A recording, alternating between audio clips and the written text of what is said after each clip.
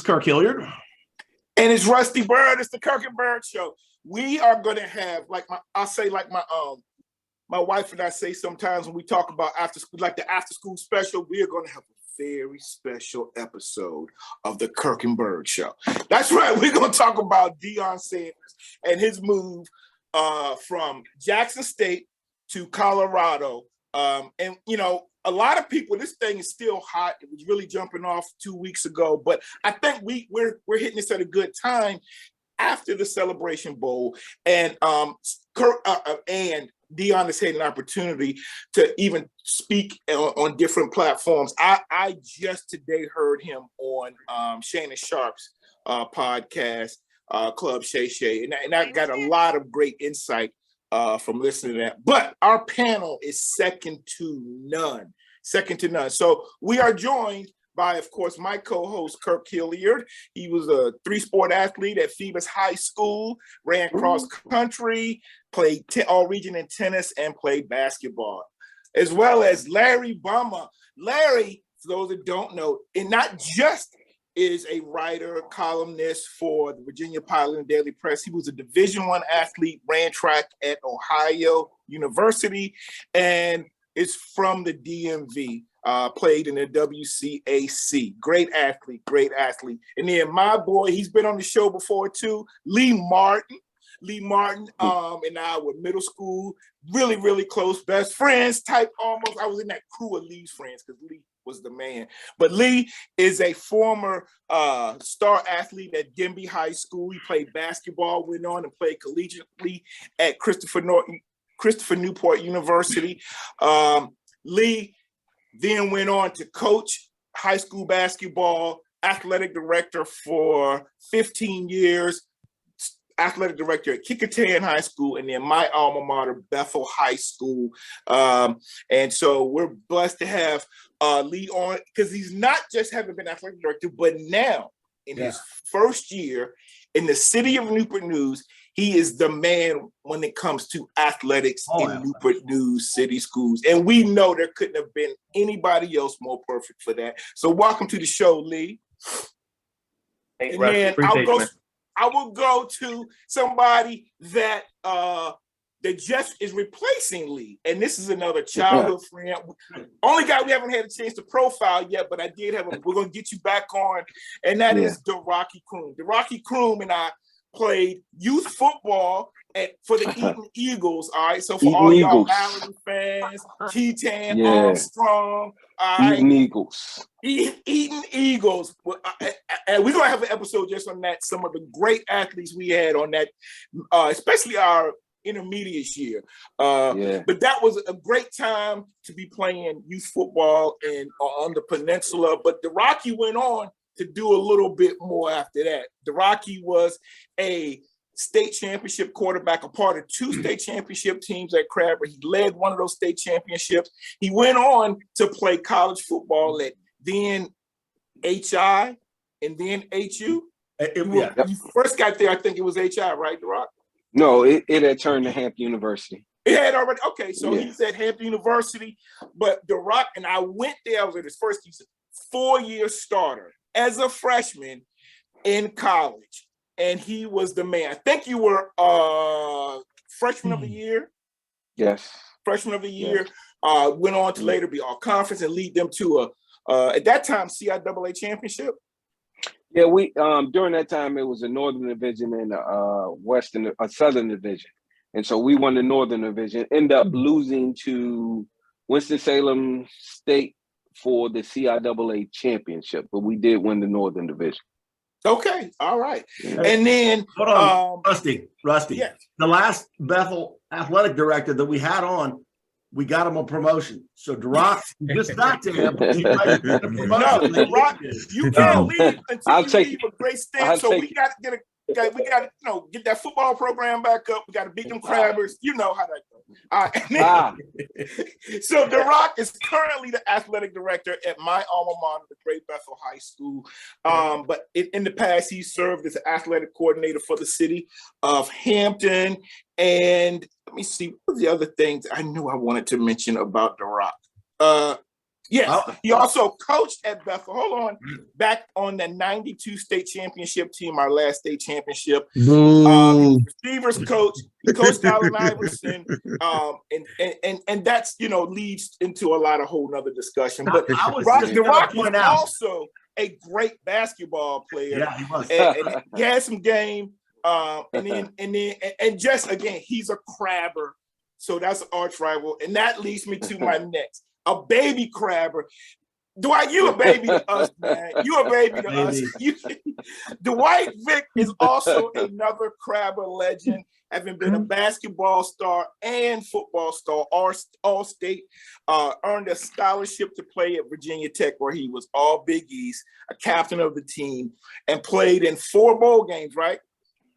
Played in 4, went to 5. I got 5 bowl rings. That's right. Yep. And then he does some great things, and we'll let them promote some of their things. But he also, and it's outside of sports specifically, he leads Victory Life, an organization that he started, and it contributes and gives back to the community. Dwight also, and I know because he has personally been a mentor to my son up here in Prince William County. Dwight also is very active in Virginia Tech in terms of he's been involved with the media, announcing. He's written articles. Dwight also is co-host of his own podcast. He has the Victory Life Spotlight and Legacy. He also hosts a show with his little cousin. Your little cousin. He's younger. Your little cousin. Mike and Marcus are definitely little to me. Yeah. His little cousins, the Vicks. Marcus and Michael Vick, who quarterbacked Virginia Tech. You might have heard of them. They were, like all ACC, all Big East. So thank you, Dwight Vick, for joining the show. And thank all of you. Y'all got more credentials than I even mentioned, but I just want our audience to know we didn't just they are our boys, but we got some guys that really know their stuff. So once again, thank you all for joining us. Thank you. Hey, Rusty, I'll just add that DeRocke, you mentioned that state championship. DeRocke is, one of my big OGs, but I remember seeing him over there with Inconvenience on the sideline. And I was, as they say, I was very perplexed because I seen him with Iverson, I seen him with Chuck, and I'm like, what are you doing over there, man? But it's all love, man. That was a great team. But I remember seeing DeRocke was a great coach. Great coach. Y'all actually had a great staff. We can get that. Again, that's gonna be a whole nother episode. But y'all had Jason Wallace, Inkos, all of them, and Coach Kaz. Y'all, that was a great staff. Y'all couldn't help them. Yeah, we had Jason Wallace on that staff too. Yep. Y'all had Jason, who's been on the show and a good friend. I say this when it came to that '92 state championship, just for Dwight's sake, it took a crabber for them to get another state championship during that time. So just throwing that out there. Yeah, okay. All right. So that's all good. And by the way, for years I thought I was gonna be a crabber.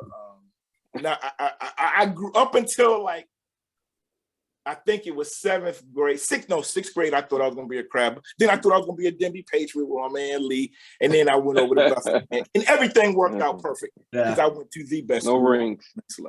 All right. No rings. Kirk, please give us an overview. We're going to talk about this Deion Sanders move from Jackson State University, an HBCU down in Mississippi, home of some great football legends that have played there in the past. But he went there and he did some great things. But there's been a lot of issues surrounding the fact that he's leaving Jackson State and moving on to Colorado. Kirk, why don't you give us kind of an overview of what Deion has done and what we're going to discuss? Yep. 9 minutes on the intro. Not bad. I just want to point out that I can tell you right now, the whole panel, we already talked about this before we went live or recording. We're going to do 2 parts. All right. So about 45 minutes and 45 minutes. So we're going to set it up. We've got 6 alpha males that are very intelligent. Of course, Dwight and I are the most intelligent because we're Hokies. Larry Rubama will tell you that all the Ohio Bobcats will tell you that's the best university in Ohio, not Ohio State. Exactly. Yeah. Right. So And I also was trying to, we talk about this voice activation. I was trying to get this in when you were talking about DeRocke. DeRocke's got the trifecta. He played in an HBCU. He is in athletic administration, and he's coached. So this is a great panel. Lee Martin has coached, played, and he has been an athletic director and now is in administration running things for Newport News schools. As a Hampton guy, I say Newport News. If you're from Newport News, you say Newport News. Newport. It's Newport News. Newport. Newport. Is it Newport? I'm not from there. So anyway, and Lee's got middle school sports coming. So yeah, we're going to try to great conversation. And we just want to ask everybody to check out Victory Life. Just look it up, subscribe to it, and also check out Vic 757. You can find it on YouTube and whatever other platforms that you have. And please subscribe to ours. Now, for some of the older technologically challenged, if you go to YouTube on your phone and you hit subscribe and it says you have to log in, you don't have a YouTube account. So you have to sign in with either Facebook or Google. So that's how it works. We need subscribers. And I understand when you go to that, you got to do something else like giving you homework. But also, don't forget Larry Rubama with the Virginia Pilot Daily Press. Go ahead on and get a subscription. You can get an online account. It's not that expensive at all. I've got one. Larry does some great things there. Also, you can follow Larry on Twitter. He puts out some great stuff when he's at games. Larry, where can they find you on Twitter? At LH Rubama. I think that's right. That's right. Okay. I follow you. I'll follow you. Just Google Rubama Twitter. You'll find it. And the thing about my Twitter account, you won't find nothing but information. I don't put my feelings. I just promote. I promote our area athletes. That's all I put out there. That's it. 757 Sports, right? Yes. All right. All right, Kirk. All right. So we're going to kick it off, and I'll set it up. Rusty and I love to talk, but this panel knows more than us, so we're going to let them. And, Coach Prime, who's class of 1985, a couple years older than us, should make him going on 56.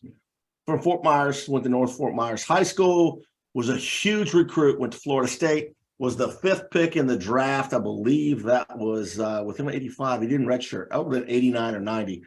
Of course, he played baseball, played with a number of the teams, Braves. He played with the Yankees. He played with the Reds. And then he's been in broadcasting, an analyst. He's got everybody knows Coach Prime. Deion Sanders, you got to listen to him, whether you like him or not. He's one of those guys you got to listen to. And just an unbelievable athlete. And his coaching pedigree, which I wanted to set up because everybody's usually familiar with, what he's done as a football player and a baseball player. But so he was in high school coaching, and he had the Prime Prep Academy. He's also coached at a couple other places, and got the job at Jackson State. And he was there for 3 years. And then I think, what did he sign? A $1.2 million contract over 4 years, which made him the highest paid HBCU coach in the country. He just signed a $29.5 million over 5 years, which averages out to be about $5.9 million. So at Jackson State, he took over when they were 4-3, and then 11-2, 12-1. They were undefeated in conference, and he was headed up. So Colorado was the school to reach out and get him. Took a big pay raise, and that's one of the things that we're going to talk about. How does money come into play with people's opinions? I have my own, but we'll talk about that. But so let's go ahead and kick it off. We've got some topics that we want to talk about, but I just want to add, Kirk, because I talk a lot. So it's not just because Deion has accomplished those things; it's the way he's done it. All right, he is Deion Sanders, but he's prime time, and he came up with that moniker and that style when he realized how little defensive cornerbacks were being paid in the NFL. So he created this image, and he lived up to it. One of the things I'd say is when he was young, he was brash, he was wearing the gold, but he had a reason behind doing all of that. He's also a very intelligent guy, and dictates a lot of things that he does, but he's also very cool. He had his own rap songs. He's been in videos. He's been on TV shows, major commercials. But again, he's at a 30 for 30. When Kirk says he played baseball, like people, and I was reminded of this today. It was incredible. He was balling on campus, but he also had signed a contract with the Yankees. So he had the money to have a nice car, to live off campus. He was a professional baseball player while at Florida State. And he's also the only person in professional sports history to have hit a home run and scored a touchdown in the same week. And he's been a world champion in football multiple times and in baseball, and nobody has done that. So those are some of the things that people may or may not understand in terms of the persona. And the last thing I'll say, which I think is prevalent for all of us on this panel, is the fact that Deion Sanders is a Christian, and he's not afraid to mention and speak to it. Go ahead, Kirk. Yeah, so I mean, we just wanted to set it up, but so we want to get the panel's opinion on first. When he was announced, I know all of us being sports fanatics, I mean, he cried at the press conference, and he just at Jackson State. You're talking about Jackson State. I'm sorry, at Jackson State. Thank you. And it was like, you know, his faith came in, and it was like God sent him there. And so before, and we're going to start off with Larry Rubama, and this traffic thing is everybody's going to weigh in on something on their thoughts. So this part we're going to talk about your thoughts on Deion taking the job at Jackson State. That's the question to me right now. Yep. He had to take it. He had to take it. I say it like this. The reason why he had to take it, but go ahead. Here's my thing. If you're going to be in this coaching field and you're at a historically Black college and your vision is to be at a Power 5 conference, you can't stay at an HBCU long.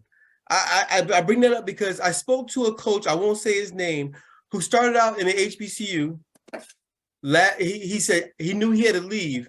And then from there, he went on to several big-time Power 5 conferences. You stay there too long. Think about how many coaches do you know who've gone from HBCU to a Power 5? Power 5. And then on top of that, my thing was I was happy he took it because there's only 6 Black football coaches in Power 5 in the Power 5s. There's none in the SEC. There's none in the Big 12. And of course, we have one in Notre Dame. You got to take it.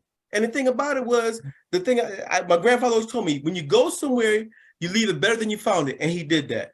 So for him, I'm glad that he's going to do that. He went ahead and got it. You know, I know everybody talked about all the things. He never said he promised he's going to stay there for a long time. Mm-hmm. I mean, he said it from the very beginning. If he could find a better job at a higher thing, he's going to take it. So, I mean, in my point, there's a lot of things he could have done differently, and I'm sure we'll talk about that. But in terms of him leaving, I'm glad he left. I'm glad he left because now I can say now we have 6 Black coaches now at the Power 5, and we just don't get those kind of chances. Black men don't get those kind of chances all the time. So he had to hit while the iron was hot.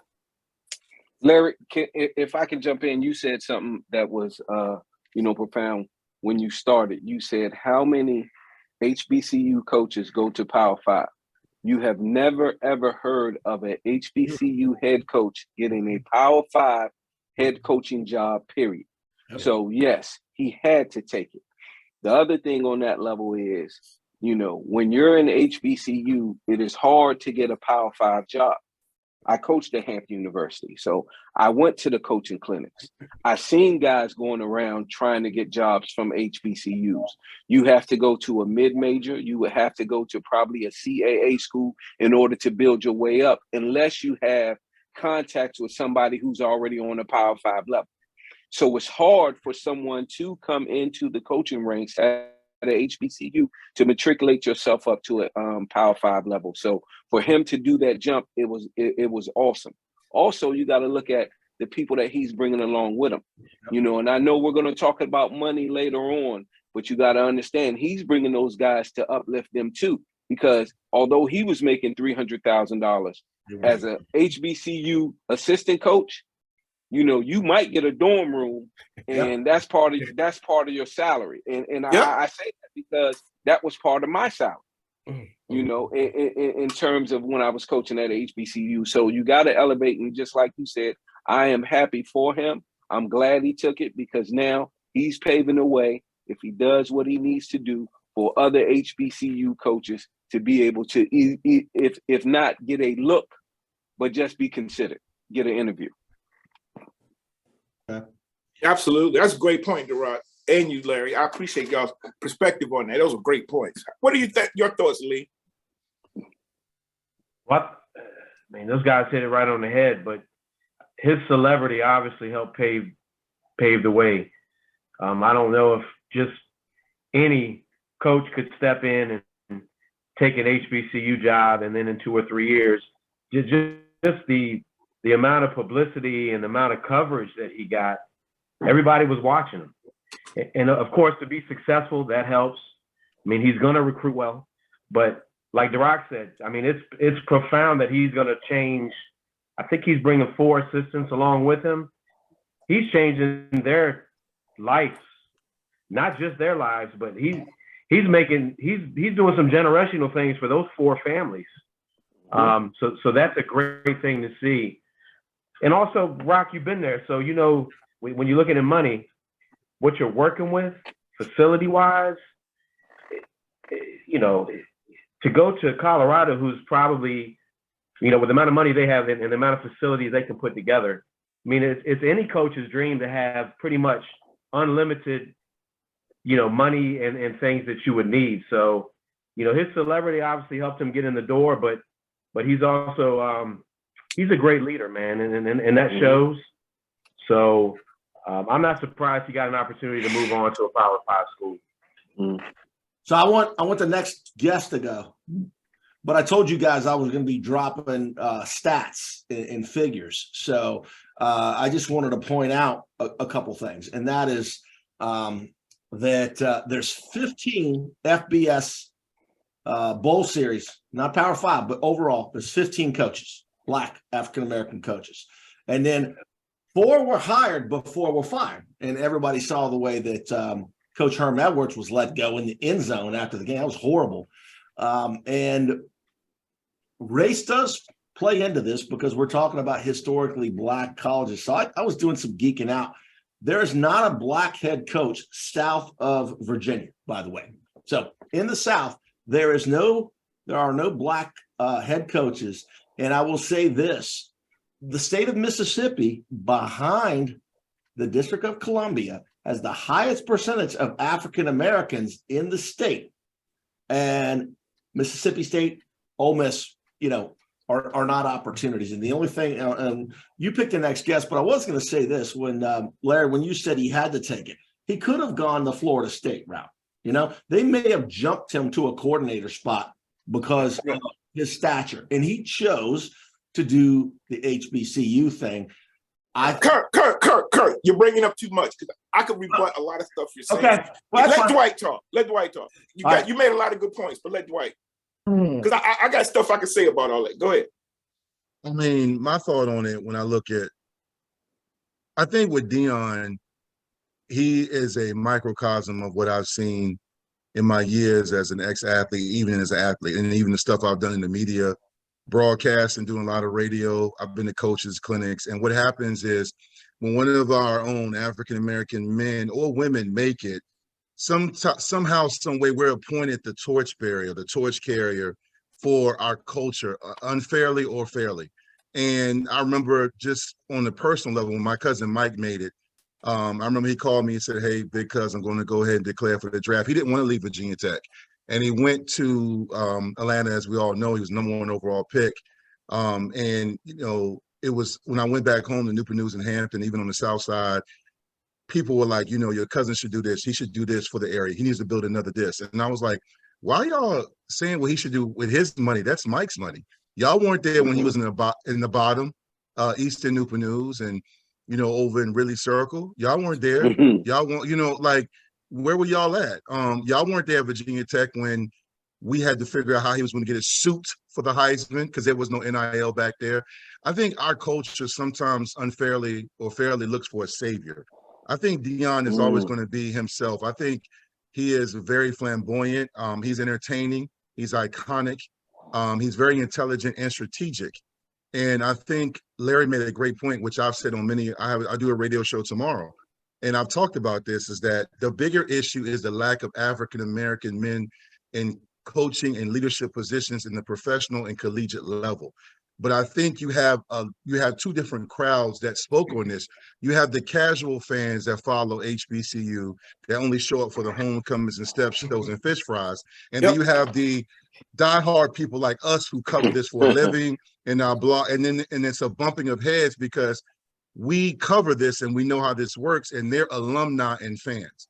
And my final point is, my mom and dad are, and I stress proud, they are proud graduates of HBCUs. And I know we're going to talk about some of the HBCU issues later, and I can't wait. The strengths and the issues, the good and the bad. But I remember, coming behind DeRocke, and Eric Hunt and all those guys. I was so proud to be a Crabber and the Robert Banks, the legacy of my high school. And with my size, 6'5", running a 4'9", and all the things I could do, my size, I immediately got attention. I was ranked 4th in the nation by Sporting News. Surprisingly, by a lot of people, because I grew up on Hampton University's campus and on Norfolk State's campus, my dad is a graduate of Norfolk State. I went to the Battle of the Bay. I spent a lot of time at Hampton University. I went to the laboratory school that no longer exists. That was their elementary / middle school. I went to the lab school, and then I transferred to Eaton Middle School. And at that time, smart. Dwight, you had to be smart. Seriously. Yeah, I had to apply. And with the Hampton University, because of my relationship, and I had a lot of respect for Coach Taylor, I had a lot of offers, but in my top 10, top 8 were Howard and Hampton. And I'll talk more about the discrepancy saw on the visits and what some of the players told me and what they were dealing with. But we have to do more than expect one person, whether it's Michael Vick, Shannon Sharp, or Deion Sanders, to rescue us and improve facilities and things of that nature. There's more to do besides one person. Deion made a business decision, and even as this esteemed panel speaks and we do things and we grow, I know DeRocke is going to do great things at Bethel, but he's going to be some older alumni and some parents who may not agree. That's what happens when you're in a position of leadership. You're not going to make everybody happy. He had to do what was best for his vision, and I respect that. I don't agree with everything Deion did, but I also know Deion. I've been watching him since I was a youngin' on Shell Road, so I know how he is. And I just think that's just one of those things where some people expected him to do stuff for their liking, and I just never understood that, but that's just the way we are, Rusty. That's just how sometimes our culture is. Yeah. Kirk, you can go. Then I did want to make a follow-up. Go ahead. Yeah, I was going to stay with your outline. I think the next question is logical, but my daughter was born in '99, and Freaknik stopped that year for 20-year hiatus. That's how HBCU came, man. But good thing it stopped. Yeah, so they were talking. So evidently, Colorado had been talking to Deion Coach Prime for about a month, and so we're into. I think it's universal here that we feel good. It's a stepping stone. He's going to change the lives of assistants. They're going to go from making 40 or 50,000. Coordinators are making $1 million now and more. So that's going to change. And then there's the whole cultural aspect. But at Clemson and Alabama, coordinators are making $1 million. Strength coaches are making $1 million. Virginia Tech's offense coordinator making 800, and Bud Foster was making $1 million. But the point I wanted to ask you guys is, should he have, looked at, or why the hate? Right, because you never can anybody. You're talking about Michael Vick and should he have gone or whatever. I mean, I would have gone, but should he have this argument that he should have stayed loyal to the HBCU? Not taking a $5 million pay raise. Not the dynamic of people are always going to hate on you, but what about that? The people that want him to stay. Couple of things I want to mention. And DeRocke, you've coached on the college level. When it comes to what a lot of people don't realize is football coaches are always on the move.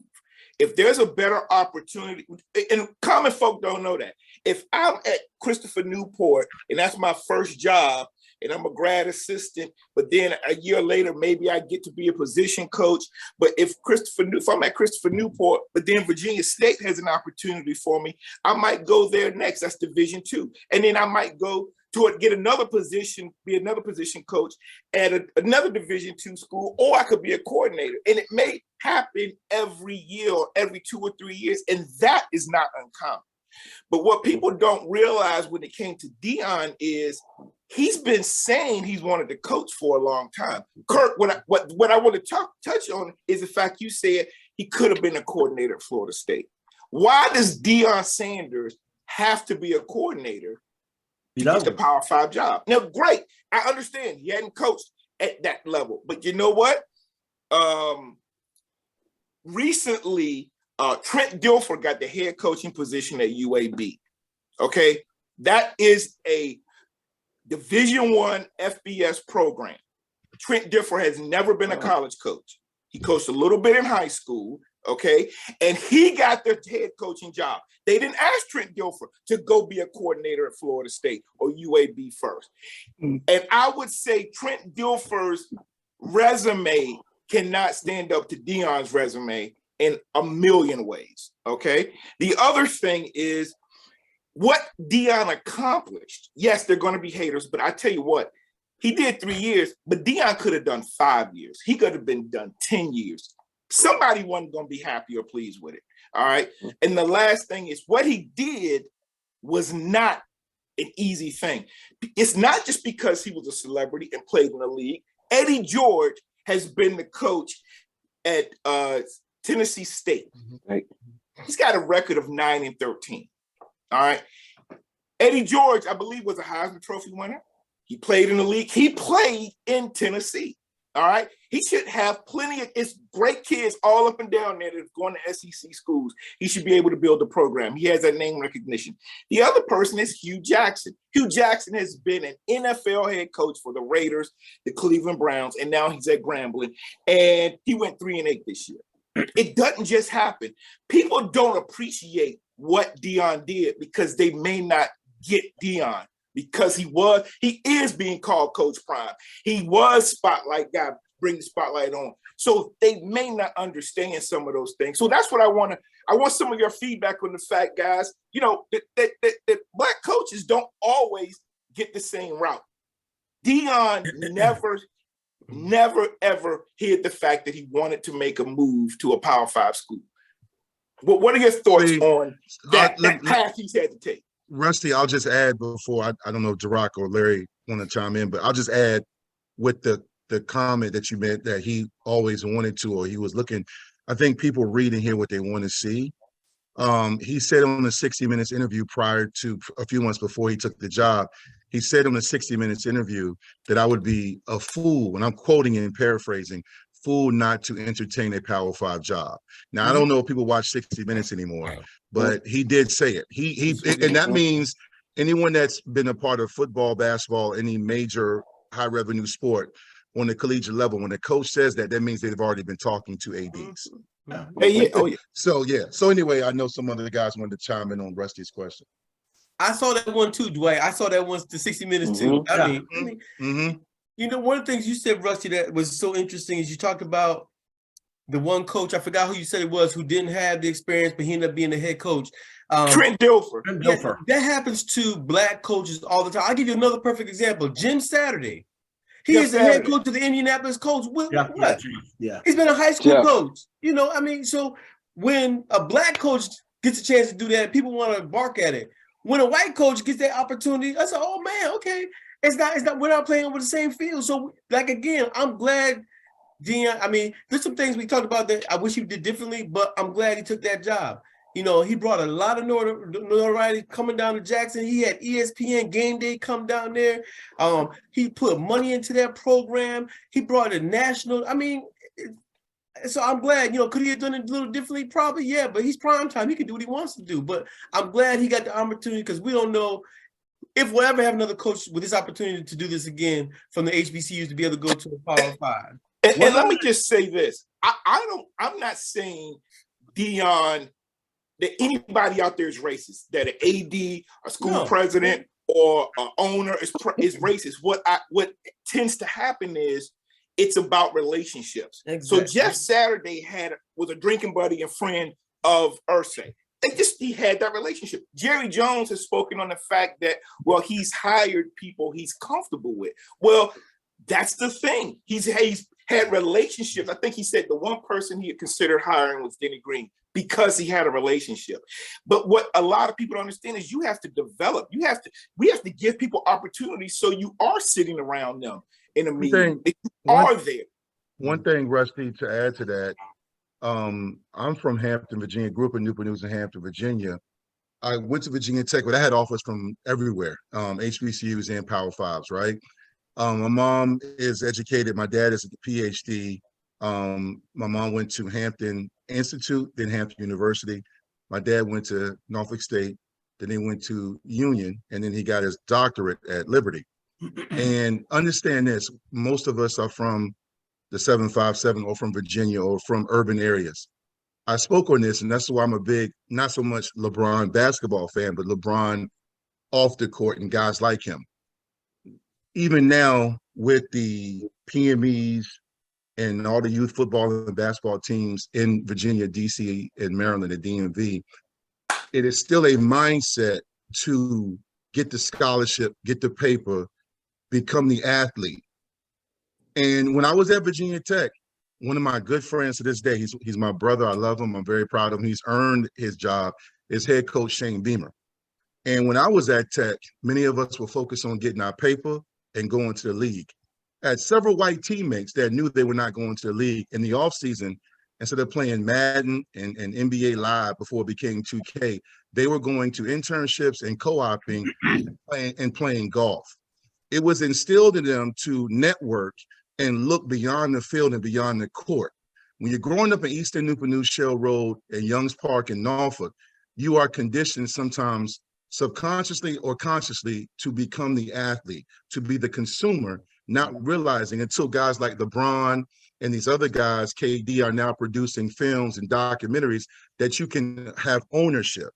And I think it's the cultural mounting that we're still climbing to understand that you can be more than an athlete.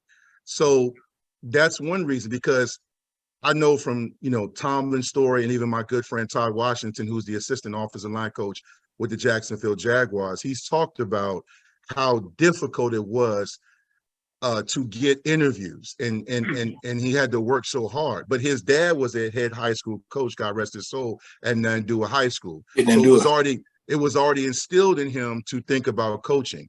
Talk to guys like Ace Custis, who's a special assistant at Virginia Tech under Mike Young.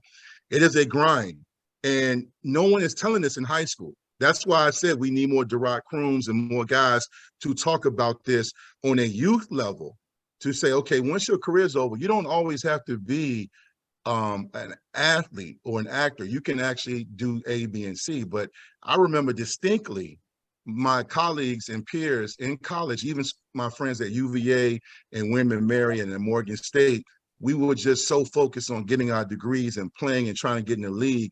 It never really crossed a lot of our mind that, yo, man, you can actually come back and be a GA. It's not talked about on Shell Road or Route 1 in Dumfries in Williamstown. It's not discussed. Even in the group chats, all the group chats that went, we're all the same ones. I got this dog right now, and he runs a 4 whatever. I got this dog, and nobody's bigger than him, and he gonna win state. We don't talk about, hey man, this guy's really great, but I can also see him being a GM. We don't say you can be a general manager. It's not articulated. It's not verbalized enough. That's just my 2 cents. I think it's sometimes culturally. And then my final point about Kirk asked why he was hated. People place their own agenda and expectations on you the more you become successful. I've had people, after I've interviewed DeRocke Croom and Sherwood Jones and other people, Linwood and all those guys, come up to me when I'm home. Hey, man, why are you interviewing so many Hampton High Crabbers? Hey, man, why are you interviewing so many guys from the 757? No, it's not about that. It's about, no, I know a lot of people. I've interviewed everybody from cancer survivors to superintendents. It's more so the bigger my platform got, the more people that support me start to place their expectations and agenda on me. and they didn't want to support it. You didn't subscribe, you didn't donate, you didn't help set up, but you now telling me how to produce my business and how to do my journey and tell me what to write about, who to interview, and you sat back and you didn't do anything. You didn't even share the tweet or the post, but you're going to tell me who I should interview? That's what happens within our culture. We try to tell people what Deion should do when the last credit you got was from Strayer. Okay? You know what I'm saying? You gotta start calling a spade, man. Well, thank you, Dwight. I want to bring Lee Martin into this because Lee, you've applied for coaching positions. You've been a head coach, but then you went into administration and you've been an athletic director. So you've hired, you fired, you brought in a lot of people over the years as an administrator, and now you're the man when it comes to sports in Newport News. What are some of your thoughts on how jobs are actually, how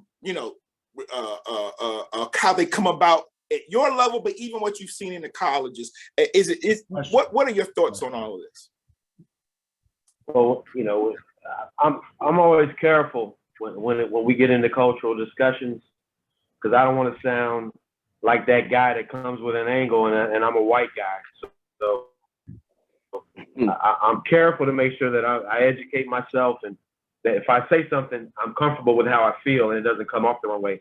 I was just thinking about it when you guys were talking, like, Newport News even, our 5 head basketball coaches are Black men.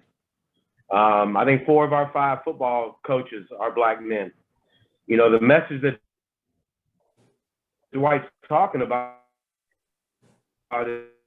is important. Like, our coaches have to realize college. It's not just playing and getting an opportunity to go to school, but what are some of the professional opportunities that are out there? I used to love, and Rock probably gets this too, man. I used to love kids go, "What do you do all day?"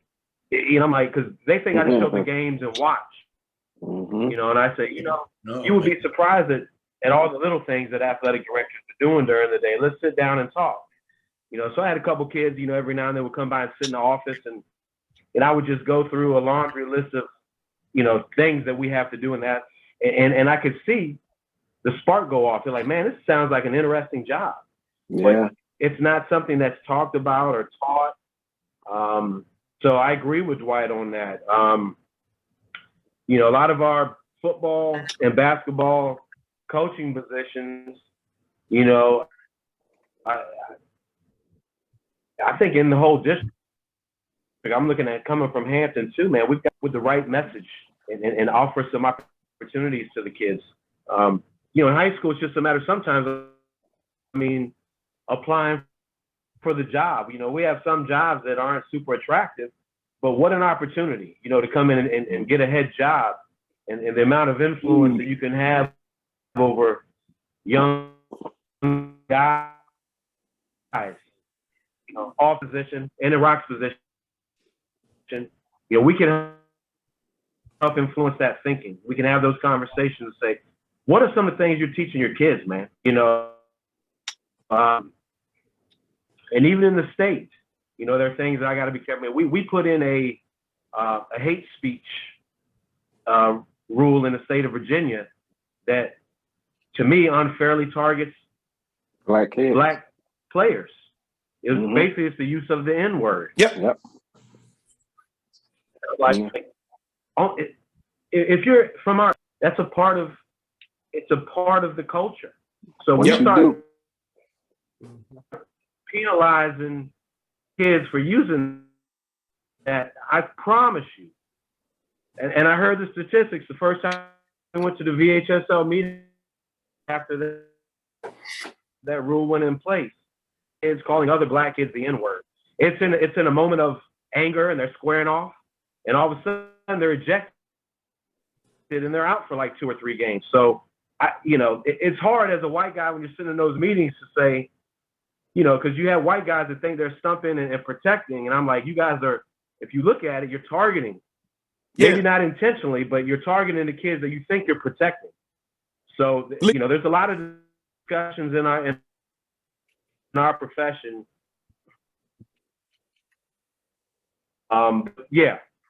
Lee, that is a great point. Just to give an example, Woodbridge, about 5 years ago, the year after they had made it to the state semifinals, their quarterback in a game that would if they had won, it would have guaranteed them a slot in the playoffs. Their quarterback,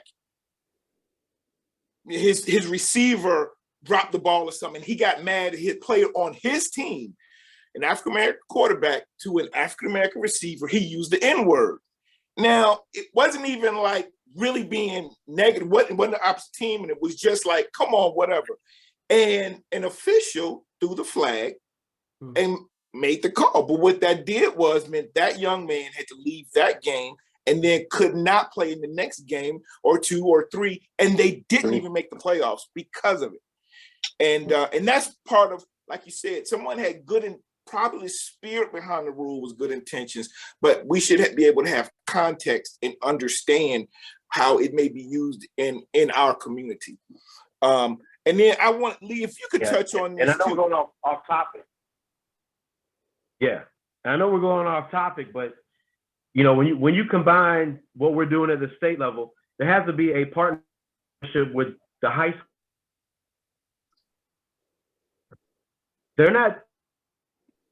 They're not really punishing. I mean, I can tell. They're not kids home. Hey, watch your mouth. Heard of it? I think we got to, teach our young guys how to talk to each other. But you also have to learn that there's some cultural things going on that are beyond, a simple black or white rule. Pun, not intended. I just want to say one. Russ, not to belabor the point, because I know we're touched for time, and I just want to make 2 quick points. First point is when you said why is there a lot of hate? We got to understand one thing. Deion, and we said, was a showman for Jackson State. All right. And he put a lot of people in those seats, and those people were happy when he was there because he brought a lot of revenue. He brought a lot of notoriety to that school. He changed those kids' lives by what he was teaching them, but he also made Jackson State a known commodity in social media at the games. There wasn't that many people going to those games. They didn't sell out homecoming until Deion got there and started putting on social media and started doing some things to prime seats. So the hate comes because he's leaving, and you're not going to get that showman no more. You're not going to get him no more there. So it's a selfish thing that I think that some of those people are saying. And then when it comes to a lot of professional people talking about why Deion leave, it's also one of those things what Deion has to do for Deion. You're not in Deion's shoes. You're not in his pocket. So you can't tell this man what he should or shouldn't do, what Dwight was saying, before. My second quick point was what they were talking about with the cultural thing as far as the rule that we put in the VHSL. Understanding the rule is what it is. And what Lee said, it's culturally kind of, a tricky situation because in Richmond, Highland Springs coach was saying in Richmond, the majority of the Richmond side, because they're African-American, even here on the peninsula, when you have those teams with a lot of those urban inner city kids and they use those words.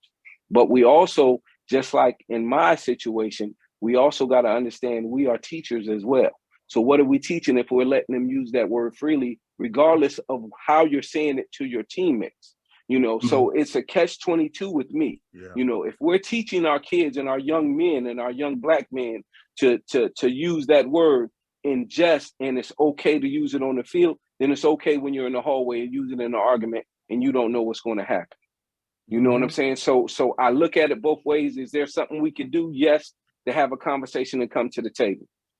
But I still think, in terms of, what we're teaching our young black men, in this day and age, and how you use words and how words are so vitriol, especially on social media, because you can say something on social media and Twitter for a kid that, say, Rusty, you were at Bethel when we were in high school. I say something to you in Instagram, Twitter, and shoot you the N-word. Next thing you know, we're fighting on the field. Yeah. So I think, I think, it's one and the same. So those were my 2 points in reference to that, because I know we got to, chop it up. I just wanted to throw that out there as well. Rusty, Rusty, I just want to add to DeRocke's point and emphasize it with this about people placing expectations on Deion and his move from Jackson and even his move to Jackson, right? People will do that even on a local level. Like, Rusty, you and I talked about this I'm a 757 guy till I die, but I'm a VA guy. So my point being is, I live in Nova, and I show love to Nova and 804 and even Southwest Virginia. There are people who have, I'm very real, that have never left or never traveled DC, Maryland, New York, South Carolina, and they are still talking about Military Highway and Shell Road, and they like, man, you selling this out. So you're placing my expectations on me because I stepped out and went to a different region. Just like you have people that I joked about it, but there were people, a small contingency, were like, yo, how DeRocke gonna be over there with Inconvenience and all them? Like, this is the Crips and Bloods. You know what I'm saying? Like, that was a coaching opportunity. And are you coaching? No, you calling plays from up here with your Sprite in your hand. But you want to talk about what DeRocke is doing. That's why I said, people will say, hey, Larry covers this side too much. When are you going to start covering Hampton, Newport News, and Williamsburg? You always covering, I'm not saying people are telling me that, Larry, it's hypothetical, but you get my point. I just wanted to emphasize DeRocke's point about how expectations sometimes, in many cases, get misplaced and misused, when instead of, why don't we celebrate success for each other? Like, when DeRocke texts me, hey, in the future, I'm gonna hit you up, your nephew's over here, I need help fundraising. I don't care if he's a Bethel Bruin. I mean, he's at Bethel. I'm going to help those kids out. I don't care if the guy goes to Warwick. It's not that deep for me. I mean, my 4 years in Hampton, yes, or when I was at Tech, but I have a lot of great friends who went to UVA. I love them. It's not that deep. So some people have to mature, man, but it's unfortunate the loudest people get the attention and controversy sells. I was just gonna point something out. It's funny when people are watching this, like, the use of the N-word and the difference is a big topic, right? So I don't think we should necessarily talk about that, but I think DeRocke may have talked about an opinion that a lot of white people have, right? I was watching Takeo Spice on Shannon Sharp's show. He's like, I stopped using that word. I had a white friend in the locker room in the NFL that said, why are you using that word, et cetera? But that's just something, it's one of those things that if you're not around it, you don't understand. And sometimes you don't understand in period. But I will say this, I looked up some stuff. Colorado gear, 700% increase. Season ticket sales are going out the roof. The TCU game at TCU will be on Prime. It's probably going to be the Prime game on Saturday. The home opener against Nebraska without Coach Prime would be nothing because those programs are down. Guys, go try to buy. Men know this, XL and double XL. Unless you're a small dude, you got to. Good luck getting a hoodie. A Colorado hoodie. A T-shirt. And by the way, Barstool is selling a cheaper one. But that's not copyrighted. It doesn't have Colorado in there. Guess who's sporting the shirt? Coach Prime. He's making money outside of this. He's going to bring more money to that program. He's worth $5 million. I mean, Nick Saban is not selling Alabama sweatshirts. So that's one of the things. And, that goes into and what we're going to do is probably start wrapping this up and go to a part B. So this is going to be the end of part A. But before we go, because what I want to do is talk about Boulder, the University of Colorado. I asked everyone, and Rusty did too. Rusty, you asked me about the 30 for 30 with Bill McCartney. I watched it, and I had seen it before, and that's great because we're going to talk about, okay, you've got an HBCU coach going to a place like Boulder, Colorado. So that's what we're going to talk to about in part B. But thanks, Kirk. I think what I want to do, we'll hit on him going to Colorado on our next part. But I want to finish up with this. And you can say it in any way you want. We'll go around. A couple of things I want to just let me know. Did Deion accomplish what he wanted to do there at Jackson State? what could he have maybe done better? Did he stay long enough? And what do you think was his obligation? Any of those, all of those, we'll go around. Just basically, overall, your thoughts on him being at Jackson State and now leaving. Larry? Like I said from the beginning, he needed to leave. He left. He did what he needed to accomplish. He made things better than he left it, than he got it. I mean, practice fields, everything. He did everything he needed to do in the time that he did it, and now he's moving on. That's how we want everybody to be able to do. You want them to be able to move on to the next position. He did it, and he did it well. Yep. Lee, your thoughts at his time at Jackson State? Yeah, I agree with Larry, man. I think in 3 years he was able to come in. It'll be interesting to see what the limelight looks like for HBCUs after this. If it's continued to kind of stay in the spotlight, I guarantee you there's a lot of kids that didn't even know they had opportunities. They haven't even heard of some of these schools. So it'd be really interesting to see if they stay in the limelight. But he had to go. The kettle is hot.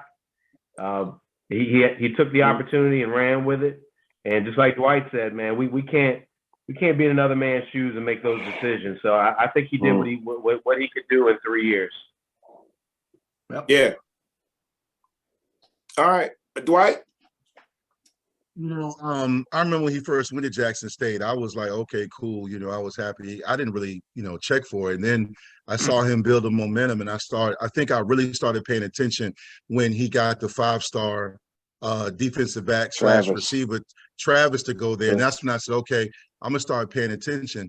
And I began to check for Jackson State. I grew up watching HBCUs. I still watch it. I have a lot of friends that and guys that went there that I played against. Even now, as a grown man, I still check for them. But I will say, with the emergence of Deion, I started watching other conference games. And for me, someone that covers sports, it empowered other people. I had conversations with my Dwight about it. Yeah, Isaiah, not me. I'm done. But yeah, he did his job. He did great. I mean, it's a business, and I know we're going to talk about that. But I think if you look at what he did, he invested his own money. Facilities got better. Enrollment went up. Sellouts. I mean, I'm speaking to the people that understand the business side. It worked. It went well. And my last point, he gave the other guys that are in the SWAC and the MEAC a blueprint, marketing, and uniforms, and going out and hunting for sponsorships and deals. He called out financial aid misuse. He called out late payments and bad budgets.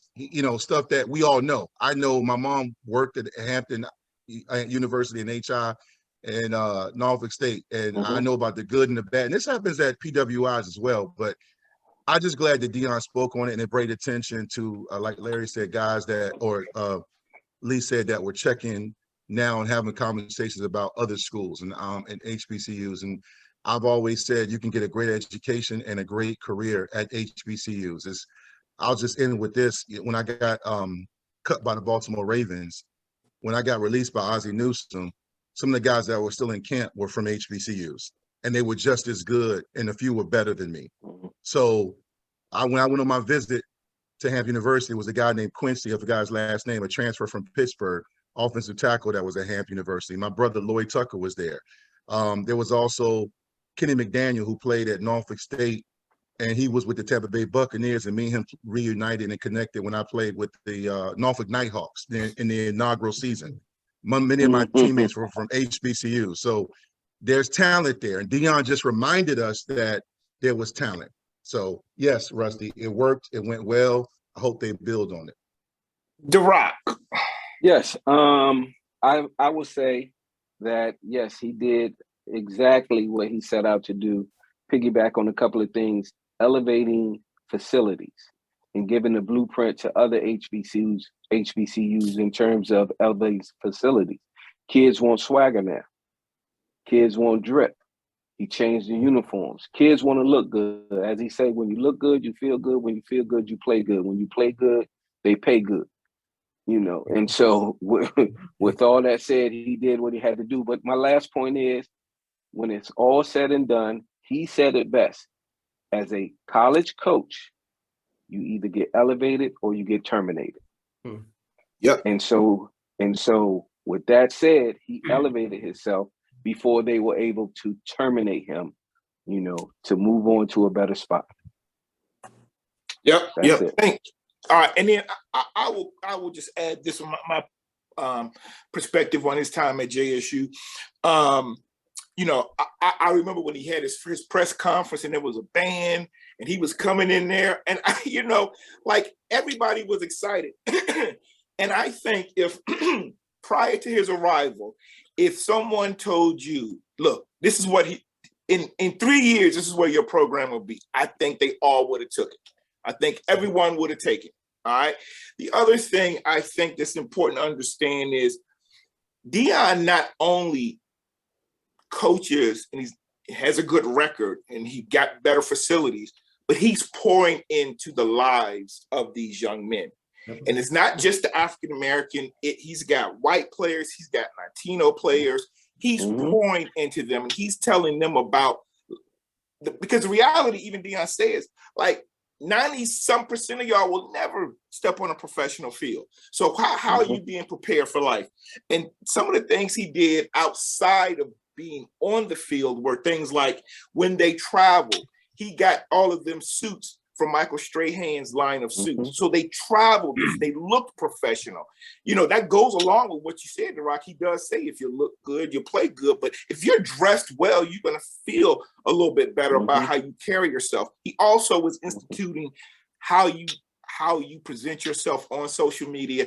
And he was a big proponent of the NIL and even how you present yourself to get an NIL. He said this. He said, how is your hair look? How are you grooming yourself? For somebody, you're going to represent somebody's business or organization.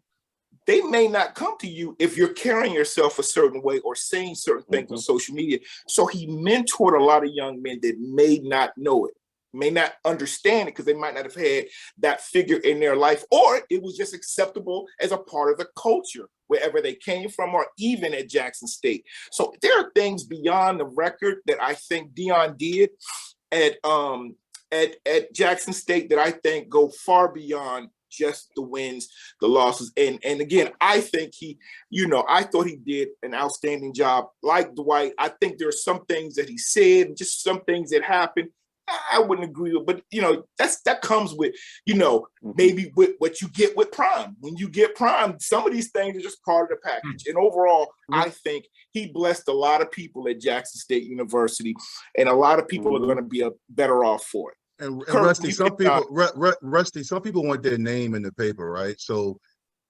sometimes people are like, well, such and such at this university was doing the same thing Deion was doing, but they didn't have social media back then, or he didn't promote it.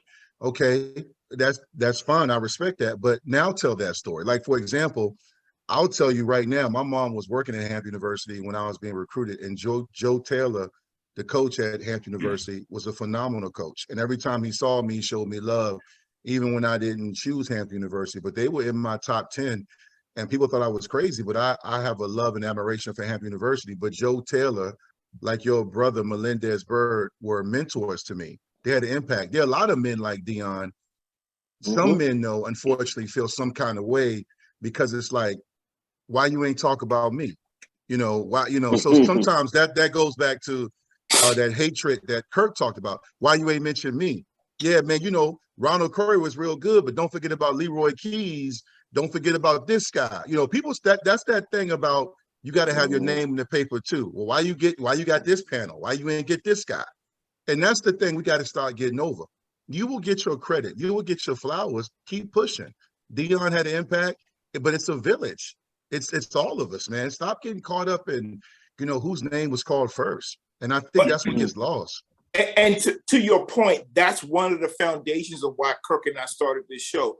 There's a lot of shows that have on the Dwight Holliers or the Allen Iversons or the Terry Kirbys, and they'd be fine to be on our show. But I said, let's have a place where I can bring on the Lee Martins, the DeRocke Crooms, all right? Some of these guys out here, the Rusty Birds, okay, that may not have made it to the next level, whether it's Division 3, 2, or 1, or professional, but athletics and the camaraderie made an impact on my life. Playing sports, playing under Coach Kaz, playing youth football with DeRocke Croom. DeRocke, you don't even know. It's little things. I remember conversations we had as sixth graders, bro, that still resonate with me. Lee Martin, I'll never forget. I cried, bro, my last day at Reservoir Middle School when you and I when we took our class trip to DC. But like, I didn't have a relationship with Lee for maybe 20 years or more, but I never forget that. And I still feel like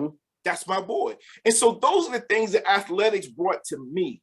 And even though rivalry with Denbigh and Hampton or what at Phoebus, like in the end, we're rivals when we play. But I got nothing but love for you once you leave our district and go on. And I think those friendships, I think some people, especially on that 757 board, like they're looking at it like us against you. And I'm like, no, it's all of us. And then let's just, it's proud to be where I'm from, but like we in this together, man. Doesn't matter your color, doesn't matter your school. It doesn't matter if you're Booker T or if you're Percosis. Like we're one. And I think that's what a lot of people need to realize. So look, let's go ahead on, Kirk. You want to go ahead and get us out of this part A, and we're going to come right back, and we're going to talk about the move to Colorado. We're going to talk about, is it a good fit? Was this a good move? Was this his only real Power 5 opportunity? And then we'll also talk even more about the HBCU experience, what it's like at those schools, and some of the things that they do to be able to earn revenue, like playing a Power 5 team just to get some money, to maybe keep a budget intact. So go ahead, Kirk. Yeah, I'll close it out. I was going to say that PWI is predominantly white institute, so I didn't know that. I just remember PMI, not mortgage insurance, but when I moved up here, the only good job there was, or with a degree, was the parking management something in DC. You ran. So anyway, I was going to say this. Hold on. Before Deion, I've flown into Jackson and I've driven to Vicksburg to do business. All right. I've never seen, the only thing I know about Jackson State is Walter Payton. I did not know what their emblem was. I'd never seen their stadium. I've seen their stadium over and over and over again. The improvements that he made are just, they're proof positive. And you're asking, well, why is this important? You ever look at stadiums and there's signs for Coca-Cola and there's signs for like big, huge products? Because that's marketing. You see a Domino's pizza sign, you're looking at Jackson State Stadium over and over again, they're going to sell pizza. That's the effect that he's had. And he set up a ground game for people to follow up where, some black players that I've seen on social media are like, I didn't get recruited by HBCUs. I would have looked at them. So that's going to change. And then the economic impact, and I will close, but I will say this. There's a lot of flash, and that's why he makes a lot of money and sells a lot of products. But one of the benefits of filming everything, man, he cared about those kids. I mean, you guys probably saw they finished the game. He's like, don't get anybody pregnant. Don't beat anybody up.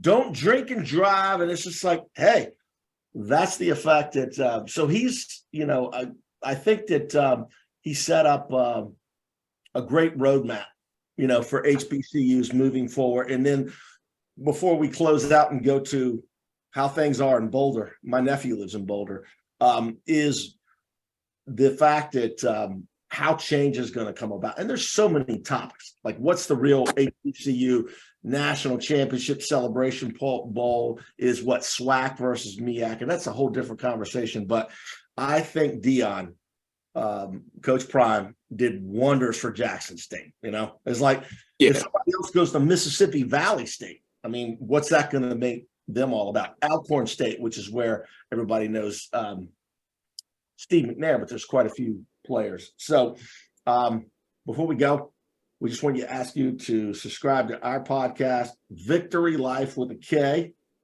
He does the Legacy Spotlights. I was struggling to remember that the other day. And then also the Vic 757. Larry Rubama, Virginian Pilot, Daily Press. I was going there and I was like, man, I know Larry.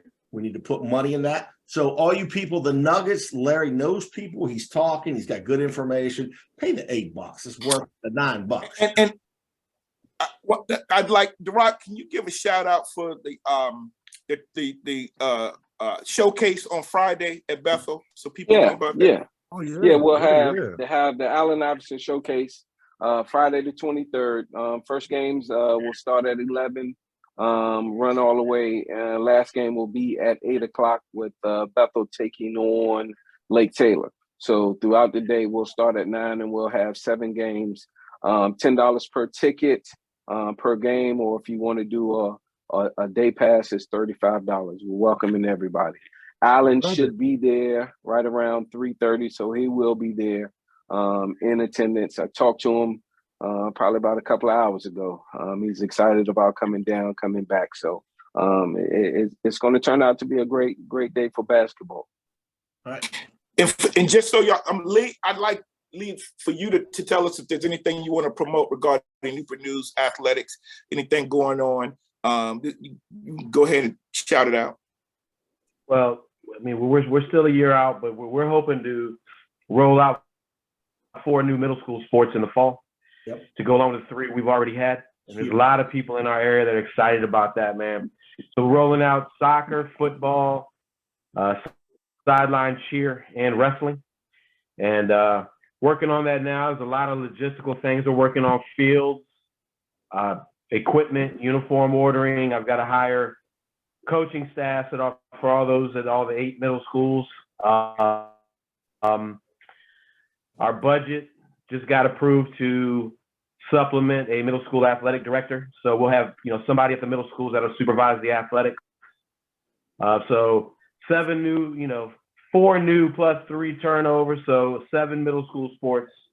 Hopefully we'll roll it out successfully next year. That is great. Man. That is great. We're very excited about that. That's vision, and that's getting it done. That's definitely going to impact the young athletes in that city. One last thing, Lee, I know I don't think Newport News actually sponsored it, but one thing I would like to see come back is the Fort Eustis basketball tournament. If you ever played in it or just ended it, it was the bomb. So if Look, I man, I know about it. I saw Chuck play there, and I saw Lee play there back in the day. But I remember when I went one time, and Lee, and we talked about this on that show. Incredible to watch some of the guys: Carter, Lee, Vic, Marcus Michael, all those Bolden, great players. But then I also went back a few years later, and Allen Iverson and Tony Rutland, and we beat them. We beat them 83-80. And the night before we beat them, my brother, and believe me, that was an epic year. Damon led the district in scoring at 30 points a game. Iverson was right behind him with 30-something, and Tony had 29 point something. Okay. And that year we beat Denbigh. Damon Baker, who went to University of Richmond, later transferred to Alabama, scored 51 points against Denbigh. And the only shot he missed, he was 19-20. The only shot he missed, he was fouled on. Okay? That was a performance.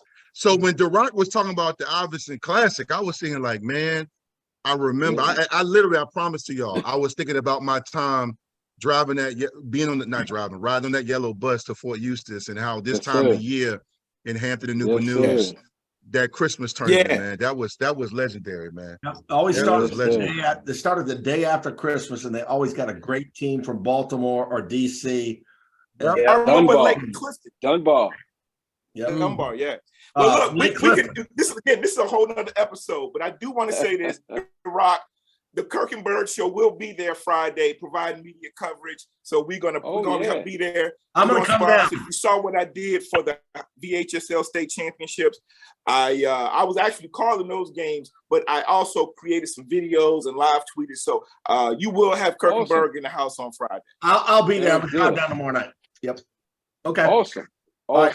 Take us out, Rusty. All right. Hey, look, for Larry Rubama, Lee Martin, Dwight Vick, DeRocke Croom, and my man, Kirk Hilliard. This has been the Kirk and Byrd Show and our special coverage of the Deion Coach Prime move from Jackson State to Colorado. Kirk and Byrd, we're out. So do you want to do a part B, or is it's 10:34? Yeah. Okay. If y'all have time, we can make the next part.